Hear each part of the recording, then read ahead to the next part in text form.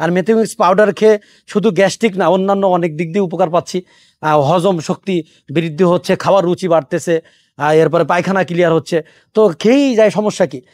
তো এই যে যারা নিয়মিত মেথিমিক্স খেতে চান, মানে আপনি প্রয়োজন নেই গ্যাস্ট্রিকে, তারপরও খেতে চান, তাদের ব্যাপারে পরামর্শ যে এই মেথিমিক্স অতিরিক্ত খেলে সারা জীবন খেয়ে গেলে কোনো ক্ষতি আছে কিনা।